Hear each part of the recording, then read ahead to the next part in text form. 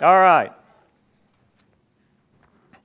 Maia Macek knows firsthand how emotional eating blocks women in all areas of their lives, from love to money-making to self-expression. Her own success in healing from a long history of emotional eating led her to coach women who are still struggling in their relationship to food.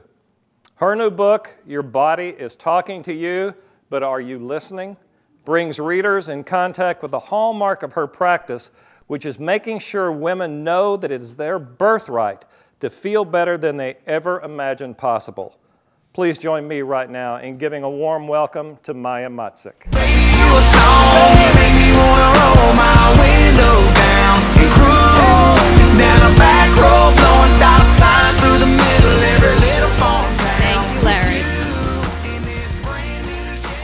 So I want to invite you all just to step back in time with me about 3.5 years to a day in my life. I was living in Jersey City, New Jersey. I'm in my apartment and I'm on the couch.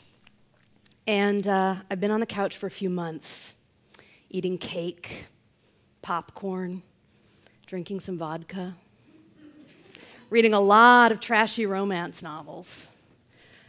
I had just been fired from my waitressing job, and well, I was on unemployment, and I knew that bankruptcy was next, and I'd also just broken up with my drunk, mean, not rent-paying busboy boyfriend, and it's all true. So there I was on the couch, just feeling like absolutely nobody, you know, all alone, in the middle of nowhere with absolutely nothing to show for my life. And in this moment, this thought occurred to me. Are there actually people out there who are living up to their full potential? Because I knew I wasn't. And how did I get there to this place? Like, how did this happen that I'm on the couch? Well, I mean, I guess things happen in life, right? They undermine us. We stop trusting ourselves.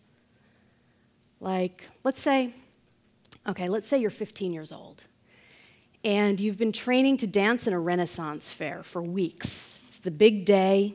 They've given you this antique dress to wear. It's satiny. You put it on. You feel beautiful in it.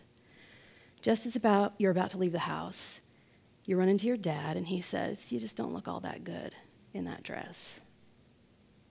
Right? That happened to me. The doubt starts to set in. You take a risk. You step out. You get shot down. Why would you take any risks, right, after a certain point just to get shot down? So there I was on the couch, not taking any risks, right, wearing all this black yoga clothing that was faded and coming apart at the seams because of all the weight I was gaining from all the cake I was eating. And I got completely sick of it. And I actually did some crazy things. What I did was I looked into every personal development seminar that I could possibly find. And there was this one that came my way. It was like, okay, here's the premise of the program. They make you over on the outside, and you transform on the inside. And you hand your opinion over to the people in charge of the program. Your opinion gets put off to the side. Their opinion is law, and you just give them all your money. I signed up for that program. And I will tell you, I'm really, you know, they had this whole makeover set up for us. It was like hair, makeup, clothes, a photo shoot. And the morning of that makeover, I woke up, I couldn't place this giddiness that I was feeling. I felt amazing, and I thought, I feel like it's my wedding day. Like, I went into this experience really excited, and I was in this high-end department store with my own first personal shopper, and she's pulling all these really awful-looking clothes off the racks, like print fabrics and all of this stuff, and I'm thinking, you don't understand, there's a Hollywood headshot photographer about to come take my picture. I have to look good. And I suddenly see this shirt on a rack. It's like this silk button-up, bright yellow shirt. And I say to my personal shopper, can I take a shirt in to try on too? She says, sure. So I take everything into the dressing room. I try on everything she's given me. But when I put this yellow shirt on and I see myself in the mirror, I feel really good. So I decide I'm going to buy it. I pay a lot of money for it. And the second I own it and it's on a hanger in my hand, I feel sick. And I think, okay, did I just spend too much money on a shirt? Or it's the photo shoot. Is this the wrong shirt for the photo shoot? And I can't place this anxiety and dread that's starting to build up in me. And I see the father figure of this coaching program doing some wardrobe troubleshooting with some other women over by the dressing room. So I think I'll go ask him. And I walk over with this shirt on a hanger and I say, look, this is what I bought for the shoot. What do you think? And he says, well, I'd have to see it on.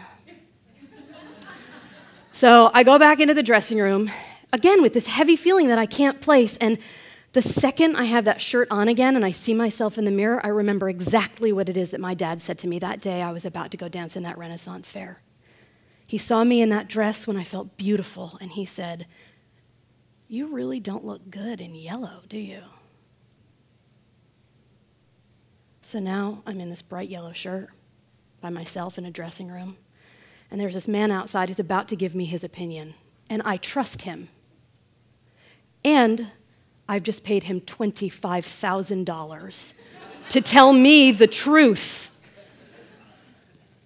I walk out, I can't even look at him.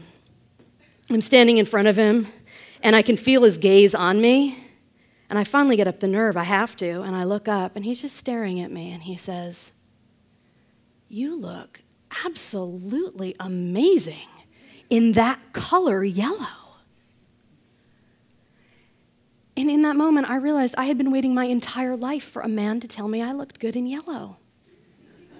I'd been wearing black for 25 years, waiting for somebody to come along and give me permission to look good in yellow.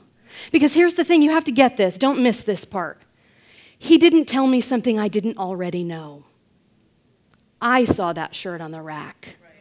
I pulled it off. I tried it on. I felt gorgeous. And then I paid a lot of money for it. And then the doubt set in.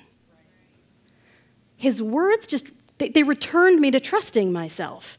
And it struck me in that moment, I could have been just trusting myself all along, wearing whatever I felt good in, because usually those external cues don't come, right? Yeah. So I want to ask you, what's that yellow shirt that you've been dying to wear? Like, what's that thing you've been waiting for somebody to tell you it's okay to do? Stop waiting for permission to trust yourself. And you know what it is. It's that thing, people have mentioned it already today, that thing that wakes you up in the middle of the night in this cold sweat, or that thing you see somebody else doing or having that just burns you up with jealousy. Yeah. Listen to those messages. Don't ignore them. They're your roadmap.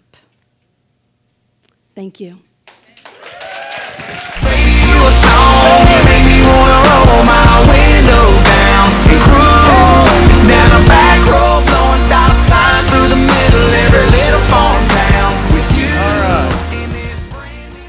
Well, I guess the good news is she didn't call me a grandfather figure, all right? Just a father figure. How many of you have ever taken a risk and gotten shot down along the way? Could you identify with that story? How many of you have been waiting for somebody to give you permission? What happens if they don't show up? You don't keep waiting. You give yourself permission, right? All right, some of you right now need to make a decision to give yourself permission to move forward.